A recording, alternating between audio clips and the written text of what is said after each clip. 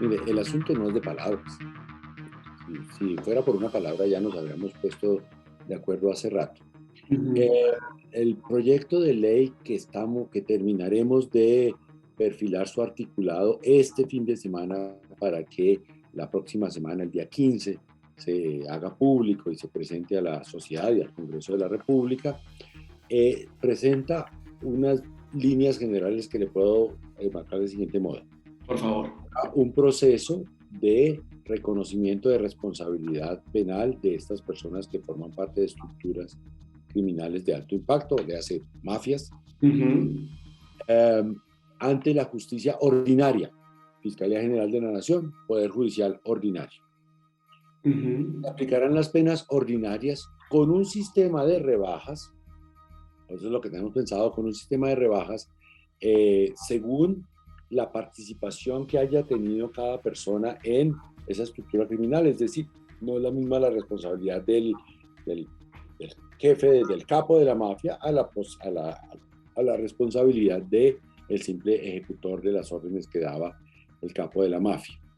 Con una rebaja de penas, ciertamente, una rebaja de penas parecida a las que ya ha conocido la sociedad colombiana, por ejemplo, en el proceso de justicia y paz, algo así por ese estilo. Esa era la de justicia y paz y digamos que ese número sabemos que gravita en la sociedad colombiana, entonces ya conoce más o menos cuál es el efecto cierto de eso, entonces el número será cercano a esa cifra de los 8 años. Eh, Ujú. ¿Qué otra línea así definitoria tiene el proyecto? Por supuesto, se trata de desarticular la banda, por lo tanto, entregar información, entregar rutas y entregar los bienes. Ujú. Hay una cosa que sabemos que suscitará controversia, bueno, todo suscita controversia y eso está bien, y es que se les concede, como ocurre en muchas legislaciones del mundo, que puedan conservar el 10% de los bienes eh, que entreguen. El Estado, digamos, se apropiaría, tomaría la propiedad del 90% de esos bienes. La palabra sometimiento, acogimiento, a la que se le dio inicialmente una connotación como que eran unas figuras tremendamente distintas, pues probablemente la ley no se llame ni lo uno ni lo otro, sino un proyecto, una ley que tendrá esas características y cuyo nombre no va a ser lo más importante.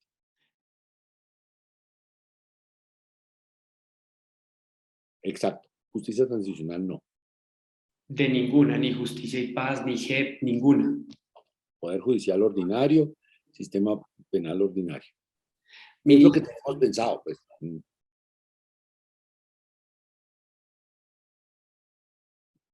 No, no, no.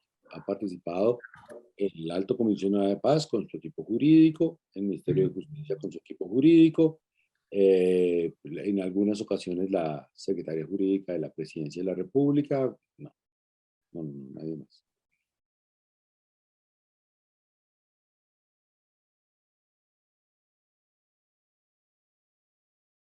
Está funcionando muy bien.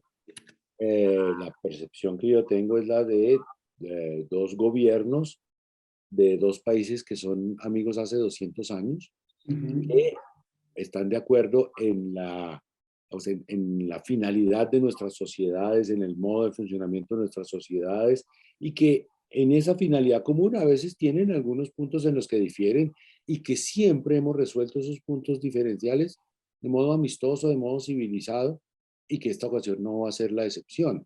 Las extradiciones hasta este momento se han seguido comportando del mismo modo como se comportaban en los gobiernos anteriores. El número, el ritmo, el sentido de las decisiones. Entonces, digamos que puede haber preocupación por las palabras, pero no por los hechos. Ok. Con el gobierno de los Estados Unidos hemos convenido que si llega un momento en el que, como ocurrió en el proceso con las FARC, en el gobierno del presidente Santos, se tome la decisión de ofrecerle a algunas personas no extradición, lo conversaremos, lo hablaremos, veremos si nos ponemos de acuerdo. Si no nos ponemos de acuerdo, veremos cómo resolvemos el desacuerdo de modo civilizado. Pero ese momento no ha llegado, ni va a ser de aquí a unas semanas. Entonces, cada día trae su afán.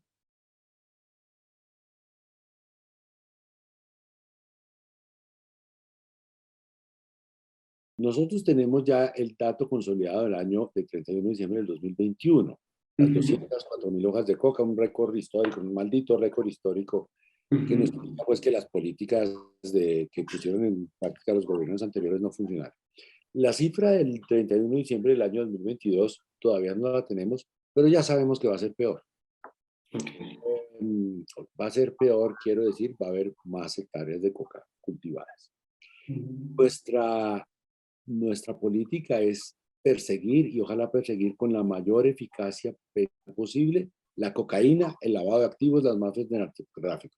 Pero no perseguir la naturaleza, que es perseguir la hoja de coca, o perseguir a los campesinos que nunca han tenido la oportunidad diferente de sembrar hoja de coca. Entonces, yo propondría lo siguiente: si comenzamos a tener muchos índices mucho mejores en interdicción de cocaína, en disminución del tráfico y el consumo de cocaína, en salvar vidas, en capturar capos del narcotráfico, el índice de hectáreas de coca cultivadas, pues podría ya no tener la importancia que lo ha tenido hasta la actualidad. Eso no quiere decir que estemos desentendidos del problema, pero no es el único índice y podemos combinarlo con otros para mirar qué tan acertada, perdón, va siendo nuestra política de drogas.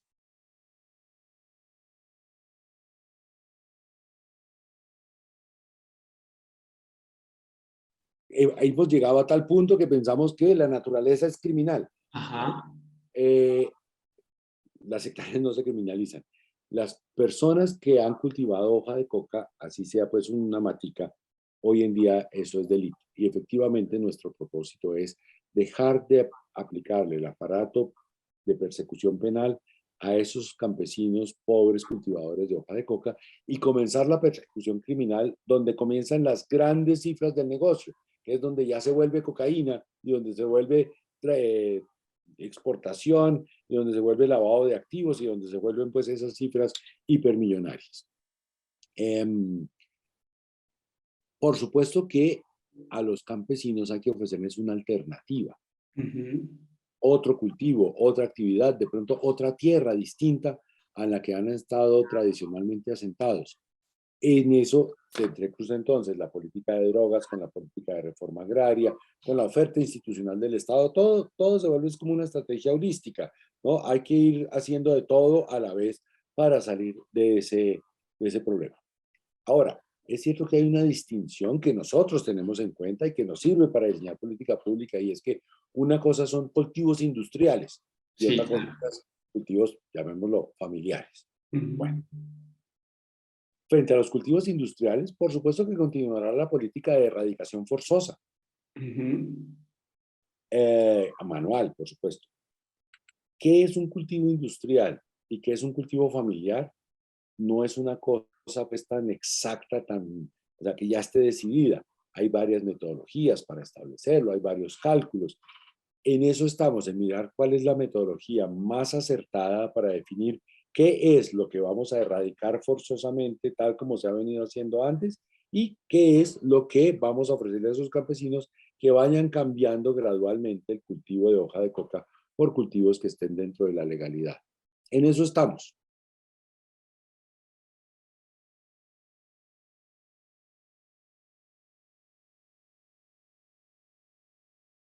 Son tres figuras distintas: gestor, vocero, facilitador.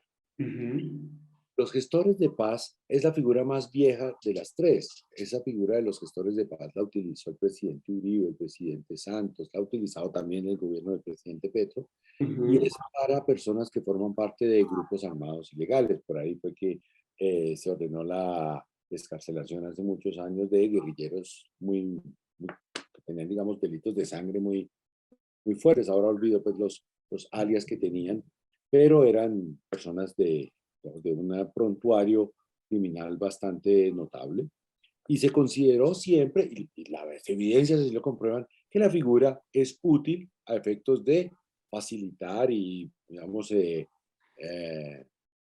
acondicionar unas negociaciones de paz en curso.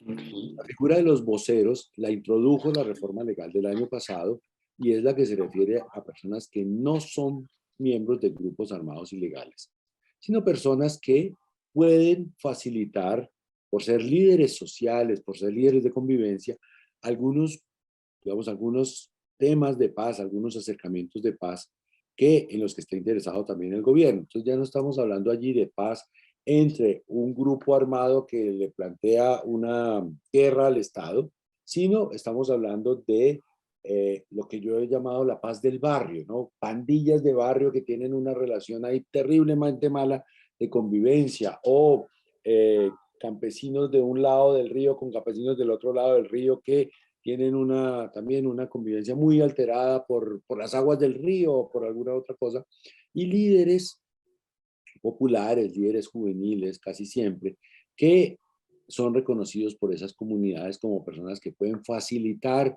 un apaciguamiento entre ellos. Y, la Ujú. tercera, y en esos casos también, tal como se estableció a nuestro criterio en la ley, el presidente de la República, al nombrar los voceros, pues solicita su libertad para que puedan ejercer sus funciones. Y por último están los facilitadores, que es una figura que ciertamente está llamada a ocurrir sin alterar el estatus jurídico, si usted me permite, de la persona. El que está en la cárcel sigue en la cárcel, el que está en domiciliaria sigue en domiciliaria. ¿Para qué eso? Para que lleven mensajes, hagan acercamientos entre unos y otros. Son tres figuras distintas. ¿Sabe qué me ha llamado la atención? Que la figura de los gestores de paz, Ujú. en virtud de la cual han quedado libres en el gobierno de Santos, en el gobierno de Uribe y en el gobierno de Petro, personas que tienen un prontuario criminal de sangre muy notable. La Ujú. sociedad lo ha aceptado, digamos, con cierta facilidad. Y en cambio, la figura de los voceros, que se refiere a líderes comunitarios, líderes casi siempre juveniles que participaron en una protesta, la sociedad lo ha rechazado abierta y airadamente. Es decir, eso, digamos, me ha llamado a mí la atención sobre la sociedad tan intolerante que somos frente a la disidencia. Nosotros toleramos que un alias no sé qué, que mató a tantos, que descabezó a tantos, salga como gestor de paz. Pero que una persona que participó en unas protestas y terminó encarcelado salga como cero de paz, nos parece una cosa que no podría suceder en una sociedad democrática. Realmente yo he recogido eso con un cierto, como con un cierto dolor de la sociedad en la que vivo. Yo creo que es a un relato muy bien elaborado que ha intentado criminalizar la protesta social, y la verdad es que lo ha logrado, hay que reconocerle en eso eficiencia, y que nos ha presentado la idea de que estar en desacuerdo y manifestar el desacuerdo es malo para la sociedad. Uy, cuántos sectores políticos, cuántos sectores de la propia prensa que han estado muy, muy Ponga un activos. nombre, ministro. Aprovechemos esta entrevista. No, ¿Quiénes no, lideran ese relato?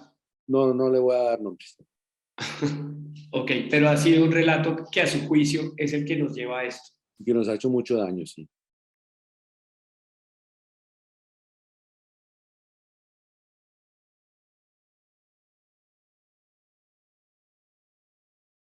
Mire, los jueces en las materias que deciden tienen siempre la última palabra. Ujú. Las decisiones que toman los jueces, por lo menos en este gobierno, se acatan, se obedecen, se cumplen de inmediato sin reparo alguno. Aunque Ujú. nos gusten, aunque no nos gusten, aunque nos convengan, aunque nos perjudiquen. La línea, digamos, en la que actuamos es la del respeto a la independencia y a todas las decisiones del Poder Judicial. Ahora, que las leyes tengan margen de interpretación que permiten tomar decisiones en distinto sentido, creo que desde Adán y Eva. Eso ha ocurrido siempre, forma parte del mundo jurídico. Así que, Ujú. pues, es cierto que unas instituciones nuevas, unas figuras nuevas que intentan aclimatar un clima de paz en el país, pues han suscitado unas controversias judiciales y unas dudas judiciales que antes no se habían planteado, pero eso es usual, eso ha ocurrido siempre con la interpretación del derecho. Lo que efectivamente sí es cierto es que nosotros obedeceremos y acataremos lo que los jueces decidan.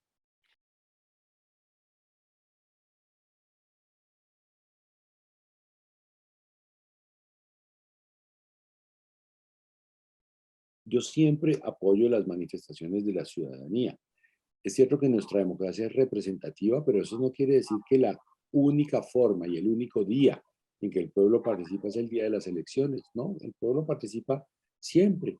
Y pues si la convocatoria del 14 de mayo encuentra esa acogida popular, pues me parecerá que es un buen símbolo de que la democracia está viva, de que hay personas que están escuchando lo que está ocurriendo en la vida política.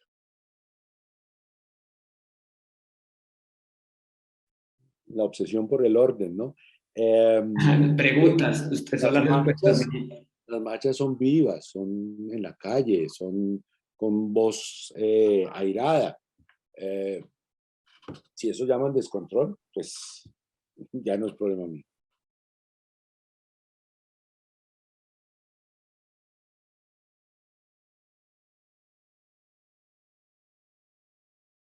No solo estoy tranquilo, estoy muy satisfecho de que la sociedad colombiana haya, digamos, haya sentido interés por debatir esos temas que realmente creo que son importantes de nuestra vida política, de nuestra vida cotidiana, como es el sistema penitenciario, el sistema carcelario. Así que ese es mi mundo, el mundo de la deliberación, del debate. Probablemente algunas personas estén acostumbradas al mensaje autoritario que no se pueda discutir, que se impone, y en el cualquier mensaje contestatario es visto como una transgresión. Yo soy de otra forma de pensar la vida y de tomármela, entonces, por mí, bienvenido el debate. De eso se trata. Varias veces esta semana tenemos unos acuerdos muy importantes. En el Congreso de la República, en la actualidad hay 3 proyectos de ley que se refieren a 3 temas distintos, pero relacionados con el mundo penitenciario y con el mundo, digamos, de la criminalidad. Uno es el proyecto pues, que el gobierno radicó el pasado lunes.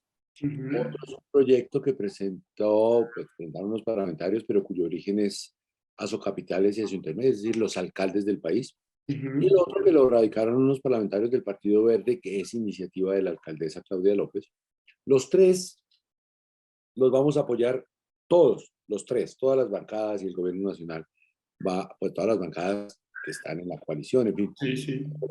los 3 proyectos. Eso nos ha permitido estudiar muy constructivamente con la alcaldesa López y con otros alcaldes de capitales, de ciudades intermedias y con otras personas fuera, digamos, del debate parlamentario, problemas en los que todos estamos de acuerdo que tenemos que resolver: el problema carcelario, el problema del uso desproporcionado del derecho penal, el problema de la inseguridad callejera, el problema de la falta de recursos de los municipios para hacer centros de detención preventiva. Entonces creo que esa combinación de esos 3 proyectos nos va a dar respuestas importantes a todos los colombianos y en ese sentido, pues hemos construido un acuerdo, creo que es bien interesante con la alcaldesa, pero lo mismo, yo no le rehuyo ni veo que yo necesariamente tenga que estar de acuerdo con los alcaldes o con un alcalde o con la alcaldesa de mi ciudad, de quien siempre espero lo mejor, y que si estoy en desacuerdo sea una cosa nociva para el país. Por el contrario, la democracia es deliberación, es discusión y es saber vivir pacíficamente en desacuerdo y construir acuerdos en aquello que se puede.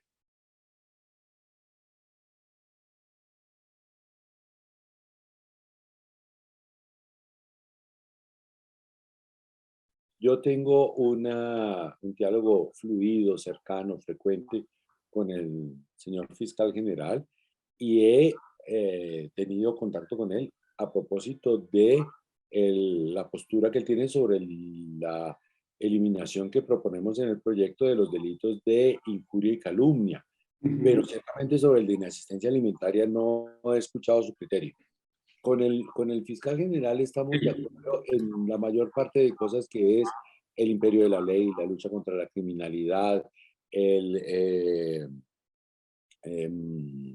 vamos el imperio del derecho y digamos, digamos, permítame, aprecio que a usted le sorprende que estemos en desacuerdo. Eso es lo cotidiano, eso es lo que siempre ocurre. Eh, y seguramente en el debate parlamentario, pues expondremos los argumentos cada uno y pues el Congreso decidirá. El Congreso es el que tiene la última palabra, la iniciativa la tiene el gobierno y el Congreso decide y todos estamos allí llamados a deliberar. Pero sí, realmente yo he encontrado a veces en varios medios de comunicación y en sectores de la sociedad esa idea de como que, uy, aquí hay desacuerdo, aquí hay noticia. No, la noticia sería que todo el mundo está de acuerdo y sería una mala noticia, por cierto.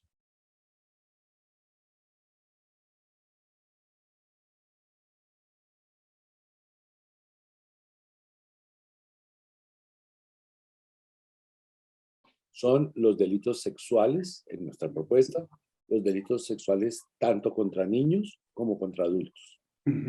Los delitos sexuales quedan, digamos, quedan por fuera de nuestro programa progresivo de beneficios penitenciarios.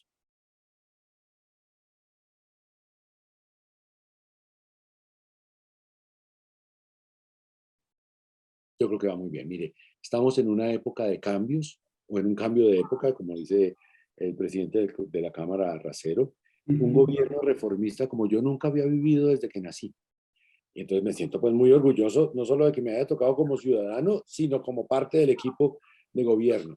Yo creo que es solo comparable a la época de López Pumarejo, ¿no? Esa modernización, renovación, cambio de estructuras tradicionales, un gobierno que le apuesta a incluir a sectores tradicionalmente excluidos y por eso es un gobierno que por supuesto genera incertidumbres en algunos sectores y que pues, genera cambios. Yo creo que vamos en esa línea, vamos muy bien.